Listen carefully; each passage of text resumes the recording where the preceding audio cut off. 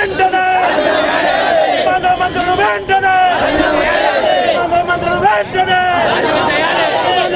వెంటనే చేతగాని ముఖ్యమంత్రి చేతగాని ముఖ్యమంత్రి చేతగాని ముఖ్యమంత్రి సీమాంధ్రమంత్రులు వెంటనే సీమాంధ్రమంత్రులు వెంటనే Sonia Gandhi UPA government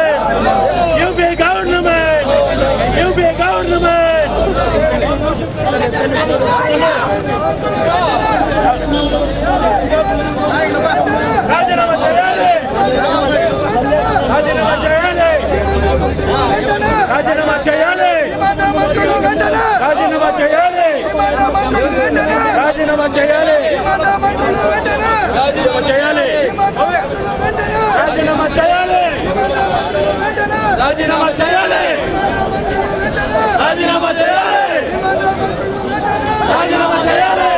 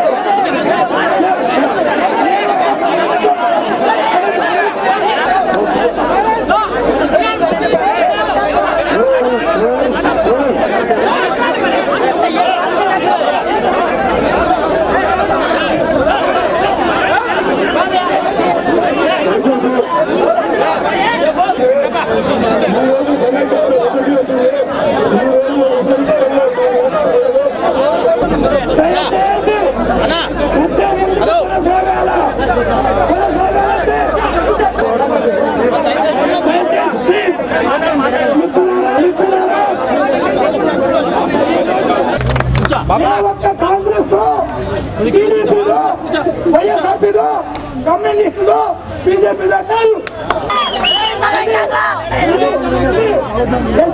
university మనము ప్రయాణించాలి. అలా ప్రయాణించాలంటే నేను మొన్న 20 ఏ పార్టీ ఖరీదు అది కాంగ్రెస్ టీడీపీ ఎస్పీ గారు ఇక్కడ చాలా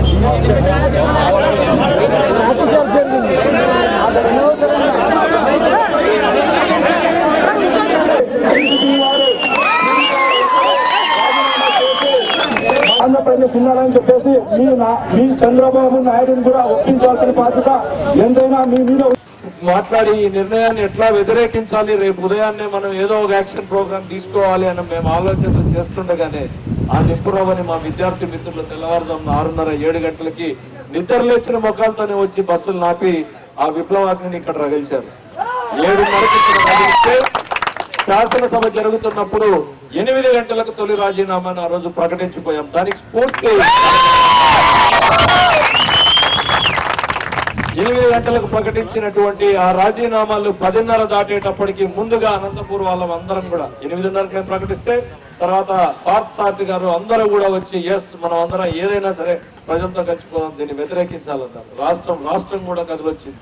ఢిల్లీ మెడలు వంచుతామని మేము ఆ రోజు ఆలోచన చేయకపోయినా ఢిల్లీ మెడలు వంచేంత వరకు కూడా ఆ ఉద్యమం సాగింది అని అంటే గ్రామంలో కానీ పల్లెల నుంచి పట్టణాల వరకు ఉన్నటువంటి ప్రతి రైతు, ప్రతి విద్యార్థి, ఉద్యోగ, ఉపాధ్యాయ, కార్మిక సంఘాలన్నీ కూడా కలిసి. అయితే ఏ ఉద్యమాలు వచ్చినా కూడా అనంతగడ్డకు ప్రత్యేకమైన చరిత్ర ఉంది.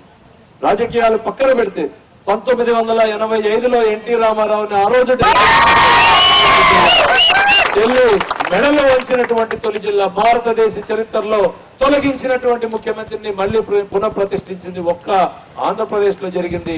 ఆ ఉద్యమం మొదలైంది అనంతపూర్లో. డిసెంబర్ 9వ తారీఖున ప్రకటన చేస్తే డిసెంబర్ 10వ తారీఖున తెల్లవారుజామున మొదలైంది మళ్ళీ అనంతపురం జిల్లాతోటి. మళ్ళీ మొన్న ప్రకటన చేస్తే ఉద్యమానికి శ్రీకారం చుట్టింది సీమాంధ్ర ప్రాంతంలో. ఏ రాజకీయ పార్టీ కూడా పిలుపునివ్వకుండానే, ఏ రాజకీయ పార్టీ ప్రత్యక్షంగా మేము ముందున్నాం, మేము నడుస్తామని ప్రకటన చేయకముందే సప్తగిరి సర్కిల్ దగ్గర నుంచి టవర్ క్లాక్ వరకు ఉన్నటువంటి ప్రాంతం మొత్తం కూడా 40,000 మంది విద్యార్థులు, మహిళలు ఒక్కసారిగా చుట్టుముట్టేటప్పటికీ ఈజిప్ట్ తరహా ఉద్యమం ఎక్కడ మొదలవుతుందో అన్నటువంటి గుబులు. రాజీవ్ గాంధీ విగ్రహాన్ని టార్గెట్ చేసినా కూడా అది తప్పు కాదు అని నేను చెప్తున్నాను. రాజీవ్ గాంధీ గొప్పవాడు కావచ్చు, కానీ మన ఆగ్రహాన్ని ఢిల్లీ పెద్దలకు చూపడానికి, సోనియా గాంధీకి చూపడానికి అదే కరెక్ట్ అయినటువంటి లక్ష్యం. ఒక్క రాజీవ్ గాంధీ విగ్రహానికి దెబ్బ తగిలితే మీరు విలవిల్లాడిపోతున్నారే. కృష్ణదేవరాయల విగ్రహాన్ని ఆ రోజు ముక్కలు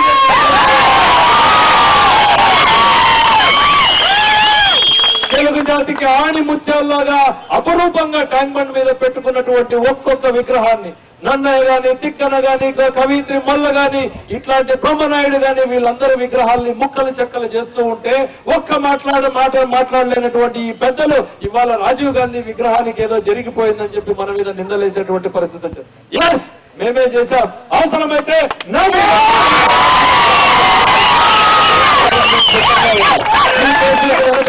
పరిస్థితుల్లో అయితే ఆ రోజు ట్యాంక్ బండ్ మీద విగ్రహాల కేసుల్లో ఈ రాష్ట్ర ముఖ్యమంత్రులుగా ఉన్నటువంటి మీ మీద కూడా మేము కేసులు పెడతాం. వాటికి కంటికి కన్ను, పన్నుకు పన్ను సిద్ధాంతాన్ని అమలు చేసే విధానాన్ని మళ్ళీ మీరే ముందుకు తెస్తున్నారనేటువంటి గుర్తు చేస్తున్నారు. ఆ రోజున పెట్టినటువంటి కేసుల్ని ఎస్కే యూనివర్సిటీ విద్యార్థుల్ని వేధించి ఇవాళ కేసులు పెట్టేయలేదు. తిరిగి వేసారిపోయాం. మళ్ళీ మేము తిరగబడేటువంటి రోజులు వస్తే మళ్ళీ ఇవాళ కొత్త రకంగా ఎస్పీ గారు దాడులు, కేసులు పెట్టేటువంటి పరిస్థితులకు వచ్చాం. మనం ఆడపిల్లలను చూడకుండా కెమెరాలు పెట్టి ఫోటోలు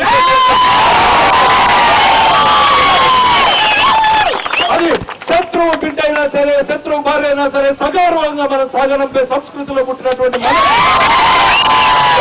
దీన్ని గౌరవించలేనటువంటి మనం కెమెరాలు పెట్టి వాళ్ళని అవమానాలకు గురి చేయాలనేటువంటి వాళ్ళకి హెచ్చరిక చేస్తున్నాం. ఇట్లాంటి తిరుగుబాటు కాదు. పోలీసు వ్యవస్థలో ఇట్లాంటి వాళ్ళు ఎవరైనా ఉంటే వాళ్ళకి హెచ్చరిక. ఈ రాష్ట్రంలో మానవ హక్కుల్లోకి మీరు చొరబడలేరు. మానవ హక్కుల ఉల్లంఘన జరిగితే, మా విద్యార్థుల మీద దాడి జరిగితే మిమ్మల్ని కోర్టులో బాధ్యులుగా దోషుల ముందు నిలబడతాం. పరిస్థితులు కల్పిస్తాం. మీరు కూడా భారత రాజ్యాంగం ప్రకారం పనిచేయాల్సినటువంటి వ్యక్తులు అన్నటువంటిది ఈ సందర్భంగా గుర్తు చేస్తున్నాం. రాజ్యాంగం మీకు లాఠీ ఇచ్చింది, మిమ్మల్ని మీ తుపాకీ ఇచ్చింది మిమ్మల్ని మీరు కాపాడుకోవడానికి, కానీ ఎదుటివాడి ప్రాణం చేయడానికి. కాబట్టి చట్టం తెలిసినటువంటి వ్యక్తులు, చదువుకున్నటువంటి ఆఫీసర్లు ఒకసారి ఆవేశంలో మీరు పొరపాటు చేసుకున్నారన్న అర్థం చేసుకుని క్షమించగలం, కానీ అది తిరిగి పునరావృతం అయితే ఖచ్చితంగా మిమ్మల్ని జరిగినటువంటి సంఘటనలకు కూడా ఒక్క పోలీసు వ్యవస్థనే కాదు, మొత్తం రాజకీయ పార్టీలు అన్ని కూడా ఇవాళ బాధపడాల్సినటువంటి పరిస్థితి వచ్చింది. ఏ రాజకీయ పార్టీ పిలుపునివ్వకుండా స్వచ్ఛందంగా తమ ఆందోళనని చెప్పడానికి వచ్చినటువంటి విద్యార్థుల మీద లాఠీ ఎత్తేటువంటి హక్కు ఏ ఒక్కరికి కూడా లేదు అనేటువంటి ఇదే మన సంఘటనలు మొదలు పెడితే నిన్న మన అనంతపురం జిల్లాలో జరిగినటువంటి సంఘటనలు సప్తగిరి సర్కిల్ నుంచి టవర్ క్లాక్ వరకు ఎస్కే యూనివర్సిటీ దగ్గర నుంచి ప్రారంభమైనటువంటి ఈ ఉద్యమాలు ఢిల్లీ పీఠాన్ని కదిలించాయి. ఆ విద్యార్థి మిత్రులందరికీ ఈ రోజు నేను సెల్యూట్ చేస్తున్నాను. ఢిల్లీ పీఠాన్ని కదిలించగలిగినటువంటి తొలి సత్తా మనకే ఉంది. ఈ రోజు ఆంధ్ర రాష్ట్రం మొత్తం దృష్టి మన మీద ఉంది, అటు తెలంగాణ దృష్టి మన మీద ఉంది. మన జిల్లాల్లో ఉన్నటువంటి వాళ్ళు కూడా అనంతపురంలో ఏం జరుగుతోంది అని చూస్తున్నటువంటి పరిస్థితి. ఢిల్లీ పాలకులు కూడా మన మీద నిఘా పెట్టినటువంటి పరిస్థితి. నిఘా వర్గాల వాళ్ళు ఇక్కడ ఉన్నారు, ఇంటెలిజెన్స్ ఉన్నారు, ఐబీ ఉంది, మొత్తం టీవీలు కెమెరాలు నిఘా వర్గాలు మన మీద ఉన్నాయంటే మన మీద బాధ్యత కూడా మరింత ఎక్కువగా ఉంది. ఈ సమాజానికి మార్గదర్శకంగా నిలవాల్సినటువంటి బాధ్యత ఇవాళ ఎస్కే యూనివర్సిటీ మీద చిన్న అభిప్రాయ భేదాలు పెట్టుకుని రాజకీయ పార్టీల ఆలోచనల్ని ఇక్కడ ఇంప్లిమెంట్ చేస్తే మనం నష్టపోతాం. తెలుగుదేశం వేరు, కాంగ్రెస్ వేరు, కమ్యూనిస్టులు వేరు, వైఎస్ఆర్ వేరు, అవి రాజకీయ పార్టీలు ప్రజాక్షేత్రంలో. కానీ ఈ ఉద్యమంలోకి వచ్చేటప్పటికి ప్రతి ఒక్కరి భాగస్వామ్యం కూడా అవసరమని నేను ప్రశ్నిస్తున్నాను. ఏ ఒక్కరిలో కాదు తప్పు, ఒక్క చంద్రబాబు నాయుడు, ఒక్క కాంగ్రెస్ పార్టీలో, ఒక్క వైఎస్ రాజశేఖర రెడ్డి కాదు, ఇవాళ ప్రతి ఒక్కరిది కూడా ఇందులో పాపం ఉంది. ఈ రాష్ట్రంలో తెలంగాణ ఉద్యమానికి శ్రీకారం చుట్టినటువంటి వ్యక్తి కేసీఆర్ కాదు కాదు కాదు. చంద్రబాబు నాయుడు గారు ముఖ్యమంత్రిగా ఉన్నప్పుడు ఆ రోజు ప్రతిపక్ష నేతగా చిన్నారెడ్డి గారికి అనుమతించి ఢిల్లీకి వెళ్లి మా ప్రాంత విభజన కావాలని అధికారికంగా లెటర్ రాసింది కాంగ్రెస్ పార్టీ నేతగా ఉన్నటువంటి వ్యక్తి ఆ రోజు. మరి అక్కడ మొదలైనటువంటి ఉద్యమం తర్వాత కేసీఆర్ టేకప్ చేశాడు, ముందుకు తీసుకెళ్లాడు. చంద్రబాబు నాయుడు గారు ఒక రకంగా ముందుకు తీసుకెళ్లారు. ఈ రోజు కళాపాపం తిలాపిడికడ్ అన్నట్టు ప్రతి ఒక్కరిది ఉన్న భాగస్వామ్యంలో నిందారోపణలు చేస్తూ మనం నష్టపోతాం. ఇవాళ నేను అందరినీ కూడా ప్రశ్నించింది, ఆ రోజు ప్రశ్నించింది, ఈ రోజు ప్రశ్నించింది ఒకటే. ఇవాళ రాష్ట్ర విభజన అనేటువంటిది ఏదో కేక్ కట్ చేసినట్టు కట్ చేయడం కాదు. మాకున్నటువంటి సమస్యల్ని గురించి మీరు ప్రకటించకుండా చేశారని డిసెంబర్ 9న తిరుగుబాటు చేస్తారు. ప్రధానమైనటువంటి కీలకమైనటువంటిది హైదరాబాద్.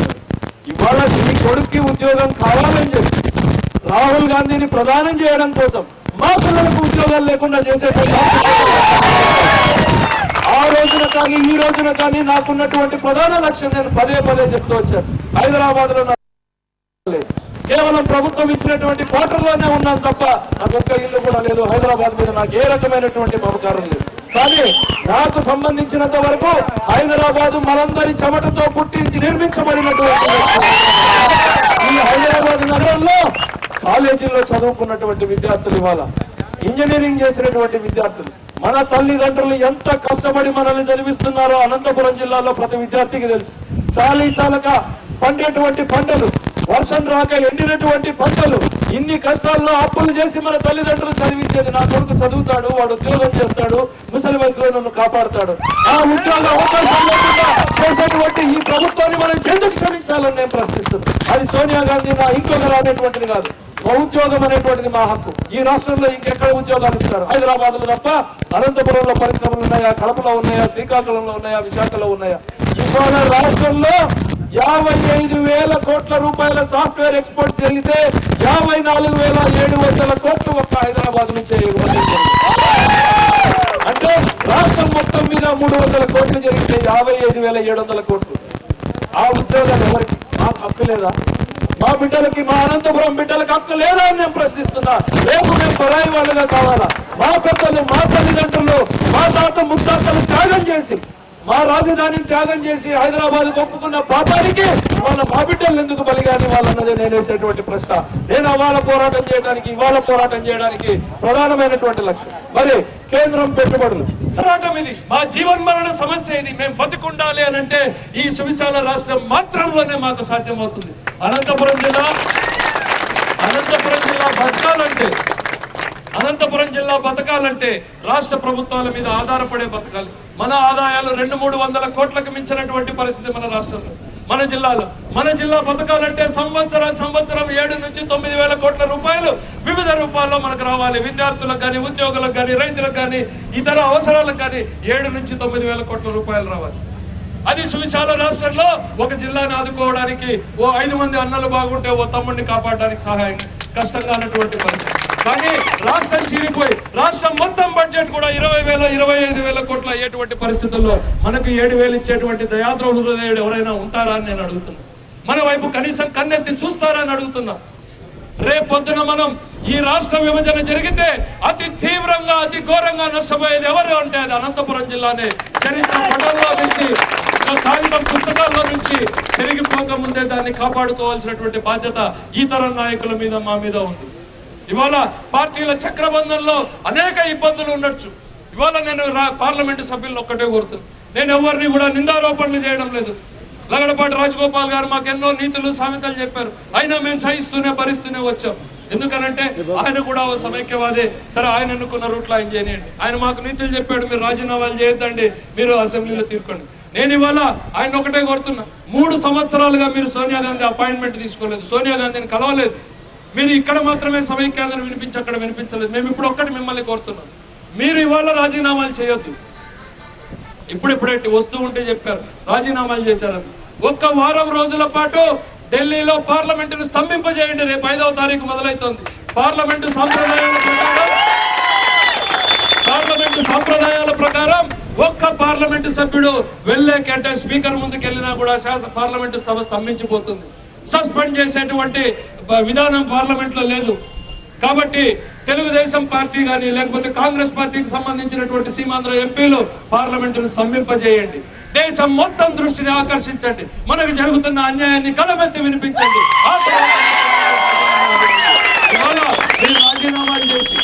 మీరు ఒకవేళ రాజీనామాలు చేస్తే రేపు పార్లమెంటు సమావేశం అయిపోయే లోపల వాడు ఆమోదించుకుని బయటకు రండి. అప్పుడు మేము మిమ్మల్ని నమ్ముతాం. ఇటు తెలుగుదేశం కానీ అటు కాంగ్రెస్ కానీ పార్లమెంటు సభ్యులకు 2 అవకాశాలు ఉన్నాయి. మీరు రాజీనామాలు నిజంగా ఇవాళ ఇచ్చినట్టయితే వాటిని రేపు 5వ తారీఖు లోపల ఆమోదించుకుని బయటకు రండి. అప్పుడు పార్లమెంటు మీ అవసరం కేంద్రంకి సోనియా గాంధీ గుర్తొస్తుంది. రేపు ఏ బిల్లు పాస్ కావాలని ఇవాళ అరకొర మెజారిటీతో ఉన్నటువంటి ప్రభుత్వం కుప్పగోలుతుంది. మన తలరాతలు మనమే రాసుకున్నాం. మన తలరాతలు రాసే అవకాశాన్ని సోనియా గాంధీకి ఇవ్వకూడదంటే మీరు రాజీనామాలు చేసి ఆమోదించుకుంటే కుప్పగోలుతుంది. నేను ఒకటే విద్యార్థి మిత్రుల్ని మేధావుల్ని కోరుతున్నాం, ఇవాళ మనం బల పోరాటాలు వీధి పోరాటాలు ఒకటైతే మేధోపరమైనటువంటి పోరాటాలు కొనసాగించాలి. ఇవాళ మీరు విద్యార్థి మిత్రులు ఉన్నారు, ఇంటర్నెట్ లో కానీ మీకు జరుగుతున్నటువంటి అన్యాయాన్ని కానీ దేశం మొత్తం కూడా పాకించేలా చేయాలి. రాజకీయ పార్టీల మద్దతును మనం కూడా కూడగొట్టుకోవాల్సినటువంటి అవసరం ఉంది. దయచేసి ఆ దిశగా ప్రచారాన్ని ప్రారంభించండి. మనకు జరుగుతున్నటువంటి నష్టం మీద నా దగ్గర ఇప్పటికే గతంలో సేకరించి శ్రీకృష్ణ కమిటీకి ఇచ్చినట్టు నివేదికలు ఉన్నాయి. దయచేసి 1 గంట సేపు మీరు చదవండి. ఎందుకనంటే పోరాటాలు చేసి చేసి అలసిపోయినటువంటి తరుణంలో అదను చూసుకుని శత్రువు మన మీద దాడి చేస్తాడు. ఈ ప్రభుత్వాల వ్యూహాలు ఎత్తుగడలు అట్లానే ఉంటాయి. పోలీసు బలం ద్వారానో మనం అదమర్చిన రోజున అసెంబ్లీలో తీర్మానం ద్వారానో మన పీక సర్రున కోసేసిన రోజున మనం ఏం చేయలేనటువంటి పరిస్థితులు వస్తాయి. దానికి ముందే మనం మేల్కొందాం. మనకు ముందే ఏ శత్రువుని ప్రతి దాడి జరుగుతుంది అన్న భయం కల్పిద్దాం. ఇవాళ ఒక్క రాజీవ్ గాంధీ విగ్రహాన్ని చేశాం. రేపొద్దున గాంధీ ఫ్యామిలీలని ఈ ప్రాంతంలో తిరగనివ్వకుండా శిలాఫలకాలు వేస్తాం.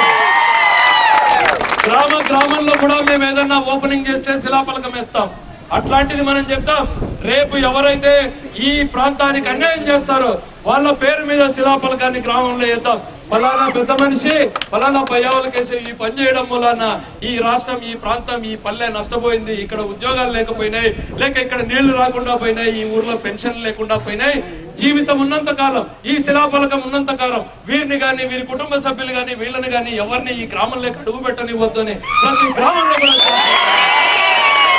అది పార్లమెంటు సభ్యుడైనా అసెంబ్లీ సభ్యుడైనా సోనియా గాంధీ అయినా ప్రతి గ్రామంలోనూ శిలాఫలకాన్ని వెలిగిద్దాం. చరిత్ర మర్చిపోని విధంగా మన గుండెల్లో గుణపాలదించినటువంటి ఈ వ్యక్తుల గుండెల్లో గుణపాలదించి చరిత్రలో గుణాధిపతుల్లో వాళ్ళకి పెండి లేకుండా చేయాల్సినటువంటి భవిష్యత్తు మన మీద ఉంది.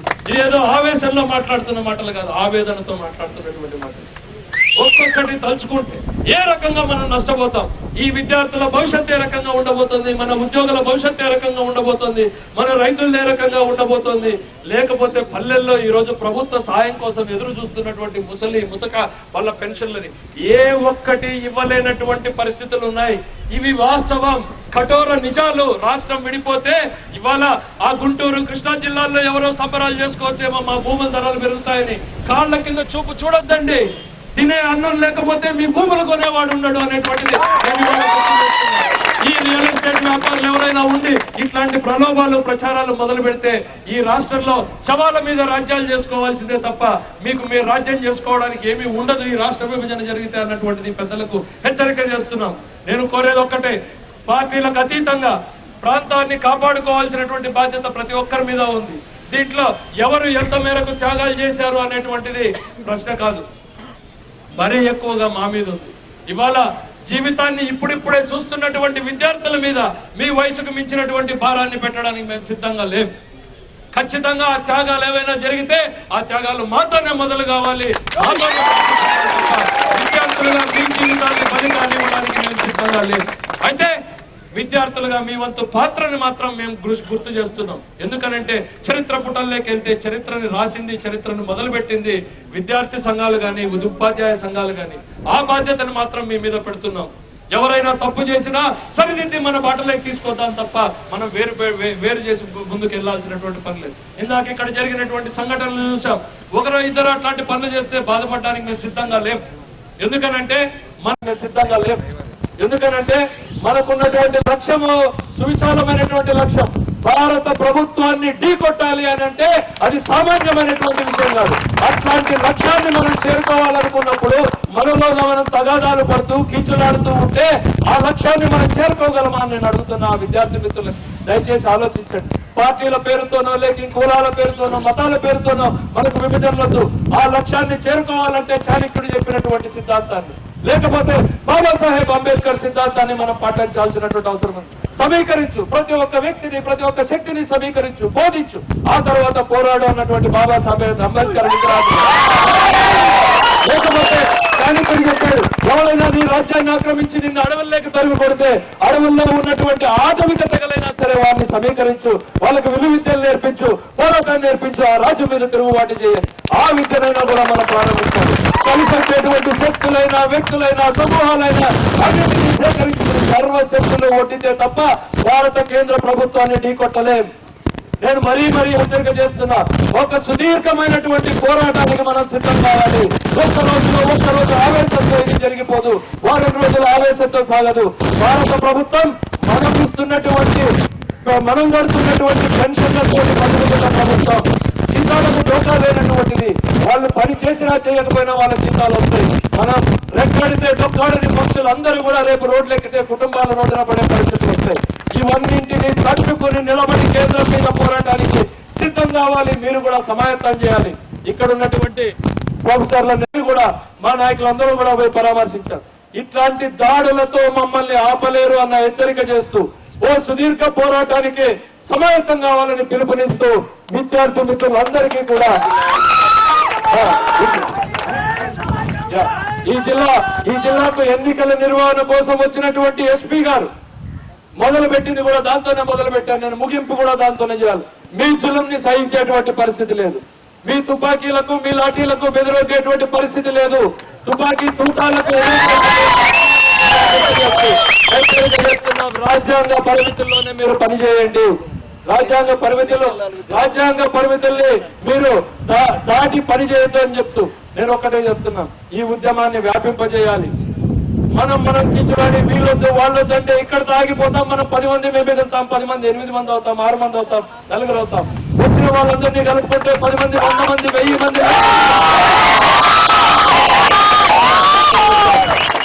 అనంతపురం జిల్లా ఎస్కే యూనివర్సిటీకి ఈ ఉద్యమాన్ని పరితం చేయొద్దు. ఎస్వి యూనివర్సిటీలో ఉన్న మీ మిత్రులతో మాట్లాడండి, కడపలో ఉన్నటువంటి మిత్రులతో మాట్లాడండి, చిత్తూరులో ఉన్న మిత్రులతో మాట్లాడండి. ఈ ఉద్యమం ఎంత విస్తరిస్తే ఢిల్లీ అంత బలహీనపడుతుంది, ప్రభుత్వ శక్తి అంత సన్నగిల్లుతుంది. లేకపోతే వాళ్ళకున్న బలగాన్ని మన మీద పెట్టి మనల్ని అణిచివేసే ప్రయత్నం చేస్తారు. మన ఉద్యమాన్ని విస్తరిస్తే వాళ్ళ బలం కూడా బలహీనం అయిపోతుంది. మనం లక్ష్యం సారుకుంటామన్నటువంటి విషయాన్ని గుర్తు చేస్తూ మీ అందరికీ విప్లవాభివందనలు తెలియజేస్తూ